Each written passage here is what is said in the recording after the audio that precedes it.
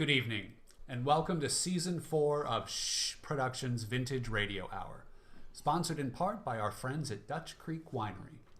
Our collaboration, now grown to over 150 fantastic performers and technicians from across the country, Canada, and the UK, revisits the legacy of audio entertainment that harkens back to the golden days of radio, to bring you a Valentines-themed collection of 6 shows filled with laughs, suspense, fear, and maybe a little romance.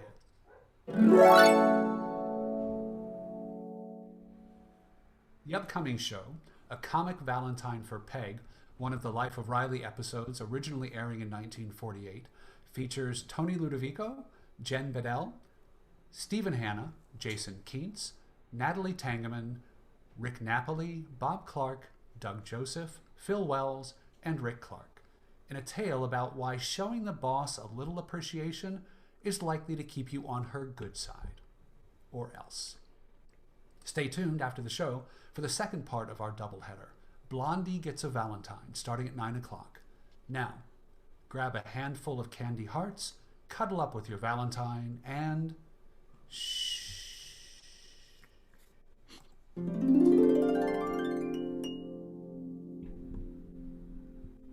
Well, today all hearts that pulse to romance are celebrating St. Valentine's Day, and that includes Chester A. Riley's big roomy heart. And now, let's peek inside of Riley's big roomy head. This is the day of St. Valentine, a day for love and romance, when Cupid's darts pierce millions of hearts, but I got one in the pants.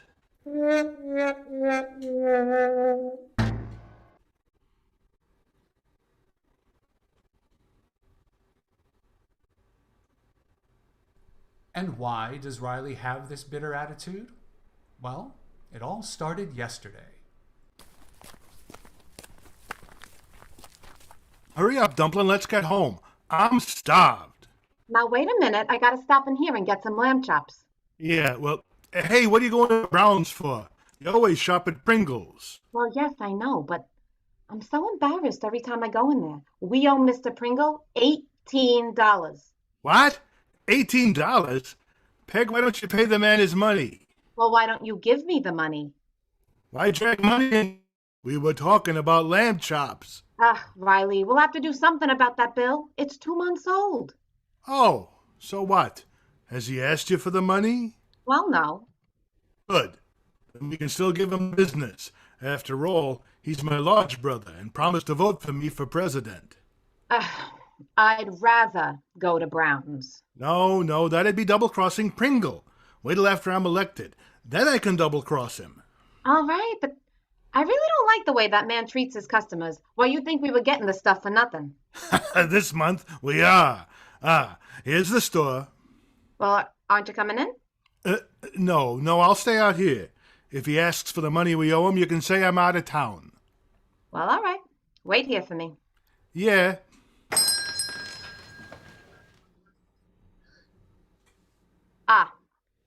Hello, Mr. Pringle. Hello, Mrs. Riley. What can I do for you? Well, I want some lamb chops, but first I need some vegetables. I'll take a bunch of celery and some carrots. Now let's see. Oh, these tomatoes don't look so good. I mean, Now, please, Mrs. Riley, don't squeeze the tomatoes. But Mr. Pringle, I wasn't squeezing. I was just checking to see. I know. I know. You just wanted to see if they're soft. But I only touched them. I didn't even. Believe me, they're soft. You know why? Because every woman who comes in here squeezes them. Now listen, Mr. Pringle. You're like that Mrs. Gillis that lives next door to you. She ain't only a tomato squeezer. She's a grape snatcher. What Mrs. Gillis does has nothing to do with me. You're all alike. I did not touch your tomatoes, Mr. Pringle. All right. I'm not Dick Tracy, so I can't prove your fingerprints are there. I did not touch your tomatoes. Okay. You didn't touch the tomatoes. I'm not calling you a liar. What? You have the nerve to stand there and call me a liar when I'm I right. didn't call you a liar. Riley, Riley, come in here. Peg, quiet. I'm out of town. You come in here. Huh? Oh, okay.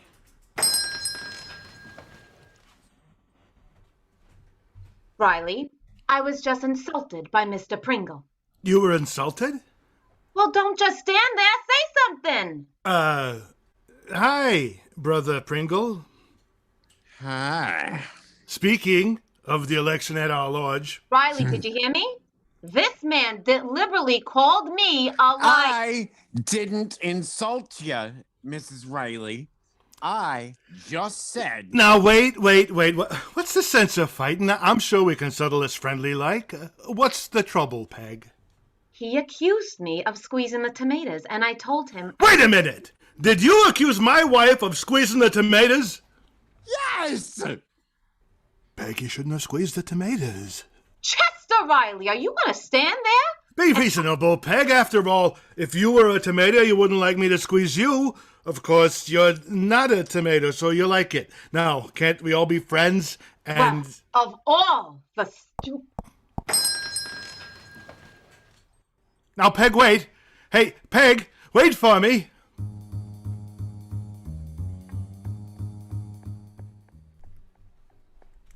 But, Peg, be reasonable. After all, Pringle is my lodge brother.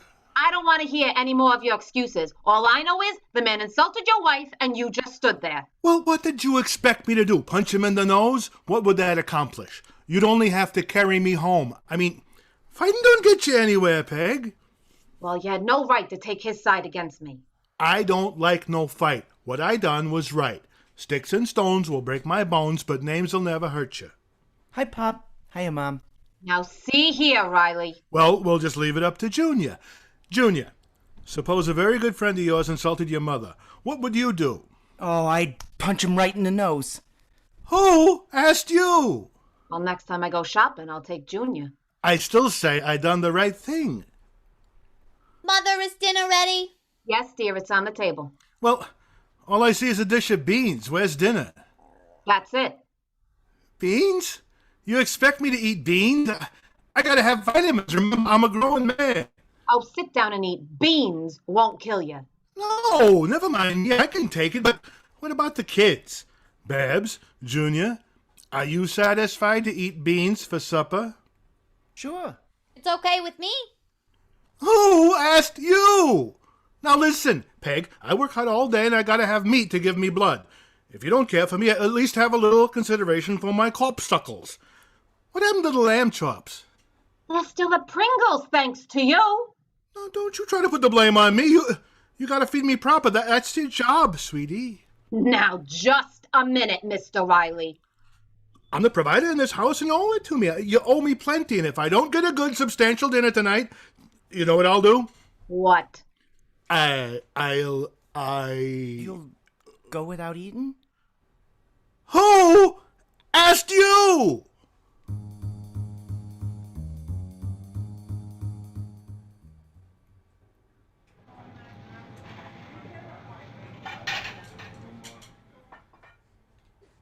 Hey, Riley. Riley, over here at the counter. What? Oh, hello, Gillis. You eating out tonight? Yeah, you too? Yeah. How come? I had a little argument with the missus. Imagine, I come home starving, and she offers me beans for supper. Boy, I sure told her off. You know what I said? How should I know? I ain't the kind of guy goes around snooping on his next-door neighbor. Boy, I gave it to her good. You were right. She ought to have more consideration for your corpuscles. Gillis, you heard. Well, yeah, but only because your argument was almost word for word like the one I was having with my missus. No kidding. Honey beans give you beans too? Yeah. Tried to blame it on Pringle the grocer. Yeah, so did my Peg. How about that? All them married women got a single mind, always trying to take advantage of us. Yeah, and we're the guys they owe the most to. Beans we get for supper. That's marriage? Who needs it? I had $2 burning a hole in my pocket, so I had to go spend it for a marriage license. Should have listened to my bookie and put $2 on a horse. That nag would have paid off. But let's order. Come on, ain't you gonna sit down? I don't know, Gillis. I never walked out on Peg like this. I was thinking maybe... Riley, if you go crawling back to her now, you're sunk. Every time you have a little tiff with her and she don't feel like making supper, bingo, you get beans. Yeah, I know, Gillis, but what can I do? Why be a beanbag? Do what our wives is doing. They went on strike, we gotta strike. Strike? Yeah, strike with a hot iron. Get tough with them. No more of this here lovey-dovey sweetheart business. Yeah. No more sweethearts. We won't even be friends, just plain husband and wife. And Saturday they ain't even getting no Valentines from us. That's a deal. Shake. Shake. We'll teach them to give us beans for supper. The ingrates. Here's the waiter. Let's eat. Well, gents, what'll it be? Well, let's see the menu. Chicken, pork chop, sirloin steak. Oh, this sounds good. Give me a plate of beans. Make that 2.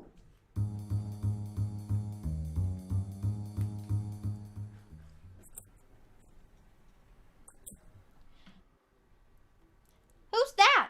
Oh, it's you, Daddy. Hello, Babs. Hello. Hello, Junior. Hi, Pop. Hello, Peg. Peg? I said hello. Peg? Now look here, Peg. When I say... Peg, don't you walk away when I'm talking to you. Now listen here, Peg. Peg, stop it. You're my wife, not the walking man. Look, okay, if that's the way you want it, I ain't gonna beg you. You don't want to talk to me? Okay, 2 can play at that game. Don't talk.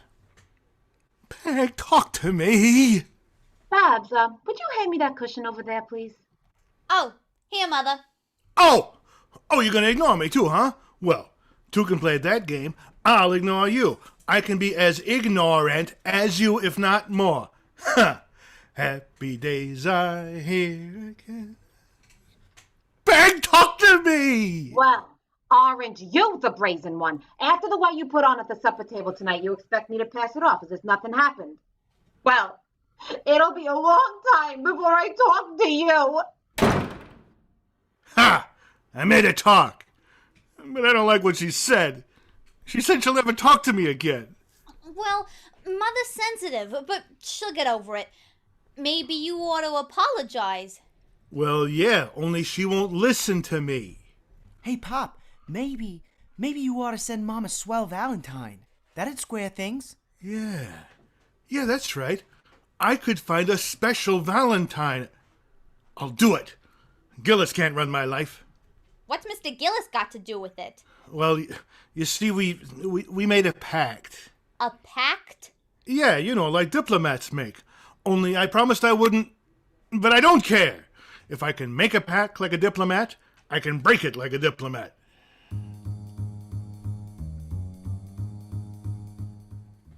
This evening's broadcast of Shh Productions Vintage Radio Hour is brought to you in part by Dutch Creek Winery, located in the beautiful, verdant countryside of Athens, Ohio. Visit their new tasting room, located in the hills of southeastern Ohio, and stop in to enjoy their amazing artisanal small batch meads, ciders, and fruit wines, the best Athens has to offer. Spend a relaxing afternoon in their tasting room or newly enclosed patio, a warm place to relax and enjoy your wine selection expertly paired with a house-made snack or charcuterie tray.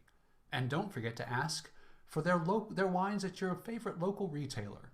They also ship. Visit them at 12157 State Route 690, just 8 miles outside Athens, Ohio.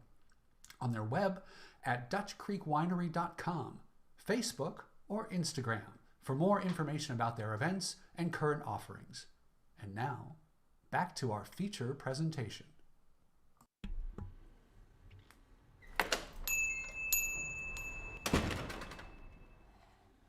Oh, good evening, Mr. Riley. Oh, hello, Mr. Witherspoon. Say, I'm in the market for a Valentine card. Well, You got a nice line of cards this year, right over here. Something for your wife, or would you like something more expensive? No, it's for my wife. I want something really gorgeous. Money's no object. Well, now here's a fine card, 15 cents. Ain't that a little high? Let's see that. No, that's the usual stuff. I want something special. You see, we had a little tiff, and... Ah, I see. Well, I think I have just the card for you. Wonderful for patching up a spat. Some customers buy one a week regularly. There, now let me see. Now, where is that? Well, if you can't find it, maybe you got something else, Mr. Witherspoon. Oh, this card is just what you want. Now, let me see. This is how it goes. Oh, yes. We quarreled, loving spouse of mine. Forgive me, I was wrong. So won't you be my Valentine and recapture love's sweet song? Oh, that's beautiful. You gotta find it. Oh, I'll find it. It was the last one in stock. I had it here just a moment ago. Oh, I remember now. I was showing it to another customer. Well, there he is, over in the phone booth. Oh? Well, I gotta have that card. I'll buy it from him. Pardon me, sir. That Valentine. Hey, Gillis! Is that a way you keep a pact? Is this the way you keep a pact? I asked you first. Sending your wife a Valentine, you traitor? Well, sure. I mean, I come in here to get her a Valentine, but not a mushy one. One of them nasty comic ones. Oh, yeah? What about that Valentine you got in your hand there? Oh, this? Yeah, look at what it says. Loving spouse of mine. Ha! Well? I'm sending this to a friend's wife. I'm a rat. Oh, I apologize. What about you, Riley? You wanted this here mushy card, didn't you? Well, You're gonna go crawling to Peg, you coward. Yeah? Well, who's crawling? I'll show you. With a spoon. Let's see your nastiest Valentines. Here they are. I like to keep them handy. There's more of a demand for this kind. Oh, well, go on, Willis. Pick yours. Pick yours. Now, here's a very witty card, gentlemen. Listen. You've got the head of a withered cabbage and the eyes of a lumpy potato. And though you get on your knees, I wouldn't give you a squeeze, 'cause you're only an old tomato. Oh, that's delightful, isn't it? Yeah, very funny. Yeah, it's a scream. Well, here you are, gentlemen, one for each of you, and that'll be 10 cents. Thanks. Yeah, thanks. Well, I'll mail this when I get home. Oh, yeah, me too. Oh, there's a mailbox right outside the store. Trapped! What are you worrying about, Riley? This is one of the smartest moves we ever made. Yeah. Hey, we sign these cards right now, and just to make sure, we'll watch each other drop them in the mailbox. Yeah, we gotta go through with it. And when our wives get these cards, it'll change our whole married life. Yeah. What's the matter, Riley? You don't sound so happy about it. Oh, no, I'm happy. I'm very happy. I'm the happiest man in the world.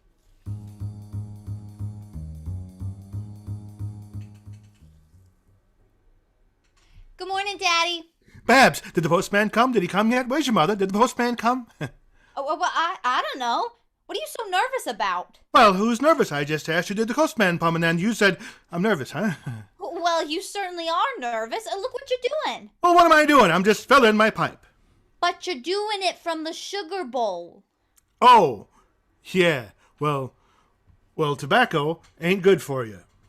Pop, here's the mail. The mail, it came. Well, why didn't you tell me? Where is your mother? Out in the back. What are you so nervous about? I told you I'm not nervous, and I'm telling you that for the last time, Babs. Pop, I'm Junior. I'm pleased to meet you. Now let me go through this mail. Well, Daddy, what are you expecting that's so important? Oh, it ain't here, nothing but bills. It ain't here. What? The Valentine, I mailed your mother one last night, and... Is that why you're so anxious? Oh, Daddy, you're acting just like a schoolboy in love, isn't he, Junior? Oh, go on. I never carry on like that. Oh, relax, Daddy. It'll come in the afternoon mail for sure. Oh, Pop, here's a letter you missed. It doesn't look like a bill. Yeah? Well, let me see. It must be a bill. Who else would write to... Well, it's a Valentine. Oh, it's beautiful, isn't it? Yeah. Who'd send me a Valentine? We quarreled, loving spouse of mine, but I was in the wrong. So won't you be my Valentine and recapture love's sweet song? It's signed Dumplin'. It's from Mother. Oh, I told you she'd get over being mad. She sent me this beautiful Valentine, and I sent her that. She forgave me. She still loves me. Well, of course. What a revolting development this is!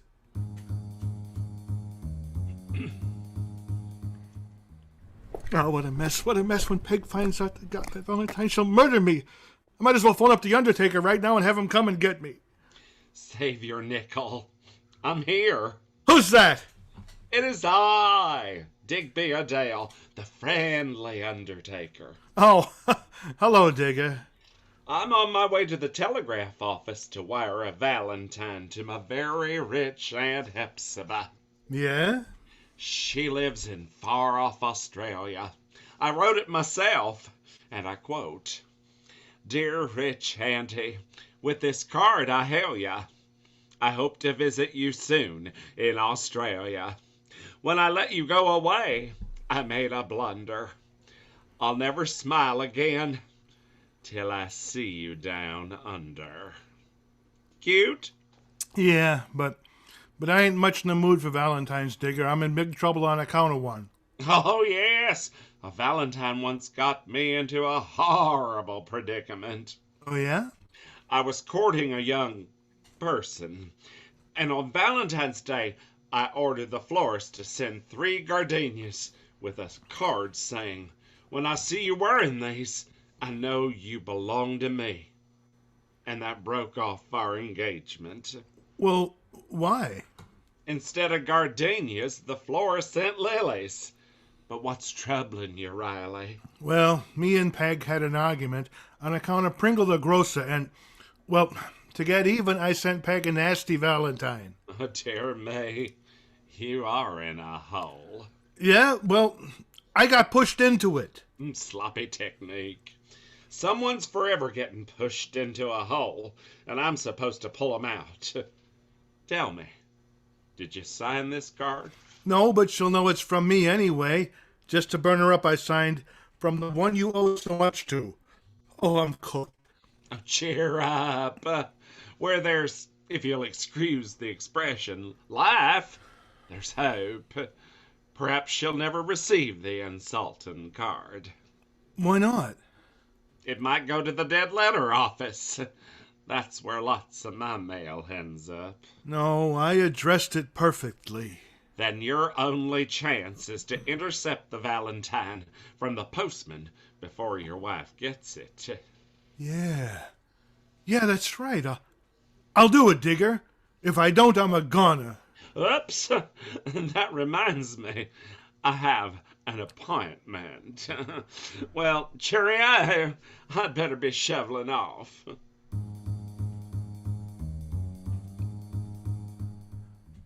I wish that postman would hurry up and come. I can't stand it. Hi, Pop. Oh, hello, Junior. You're home early. Yeah. Well, aren't you going to come in the house? No, not yet. I'll stay out here for a while. I want to get a little sun. Sun? Why, Pop, it's raining. You're dripping wet. Oh, yeah, that's right. I thought I was perspiring from the sun. Pop, are you sick or something? Junior, stop asking questions and go into the house. Oh, here comes the postman. I'll take the mail in. I'll take the mail in, go into the house. Keep your mother company. Tie her up. I mean, keep her company, Junior. Okay. Hello there, Mr. Riley. Oh, thank heavens you came, Mr. Hannigan. I was waiting for you. Nothing for you this afternoon, I'm afraid. But I've got something for your wife. It looks like a Valentine. Yeah. Well, where is it? Let me see now. I saw it here a minute ago. You lost it. Wonderful. No. Here it is. Here Well, it is. Give it to me. There's 2 cents postage due. The sender put a 1-cent stamp on it, but the envelope was sealed, so I couldn't... Okay, I'll give you 2 cents. Wait a minute, I got some pennies here somewhere. Riley, why? Oh, hello, Mr. Postman. Peg! Well, what's wrong? Nothing wrong, Mrs. Riley. There's a Valentine card for you. For me? Yeah, but there's 2 cents postage due. Mr. Riley was about to pay me. I'll do no such thing. What? You ain't getting no money out of me. You can keep the letter. We don't want it. Oh, why, Riley, don't be ridiculous. But, Mr. Riley, it's only 2 cents. It's the principle.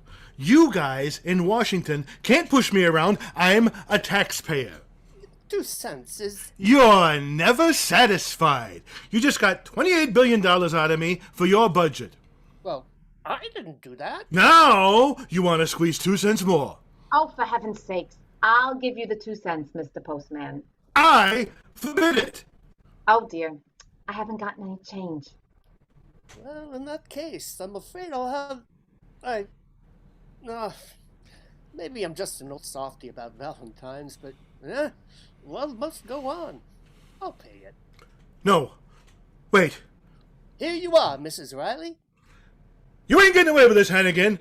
I'm taking all my business to another post office. Oh, stop, Riley.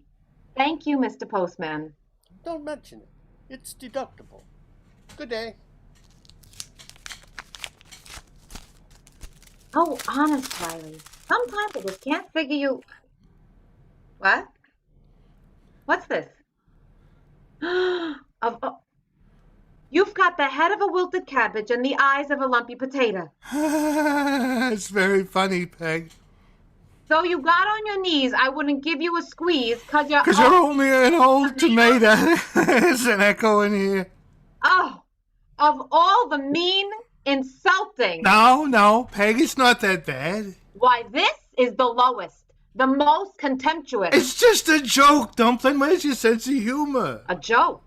You call this a joke, insulting your wife like this? I know, but forgive and forget. I'll never forget the beast who sent this. Well, that's going too far. After all, the beast, why... Well, that's what he is. A beast. And I'll tell that Pringle so right to his face. But, Peg, Pringle? Well, who else do you think sent it? Look how he signed it. From the one you owe so much to. It's that grocer. It couldn't be anybody else. Peg, you're right. What a beast! He'll pay for this insult. I'll punch him right in the nose. That's your wonderful lodge, brother. You're right, Peg. You're right. I'll fix him. Well, I'm going in. Yeah. Pringle! She thinks Pringle did it. What a gorgeous development this is.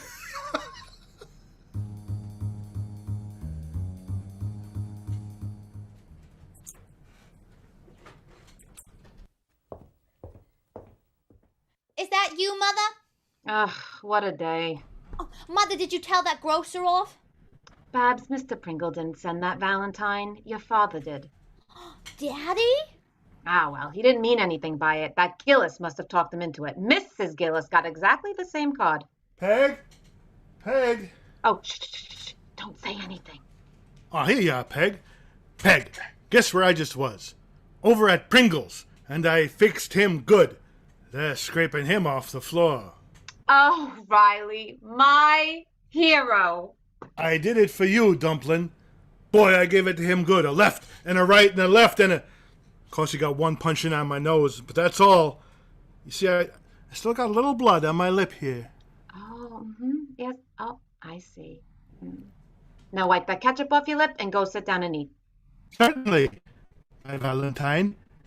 Anything you say.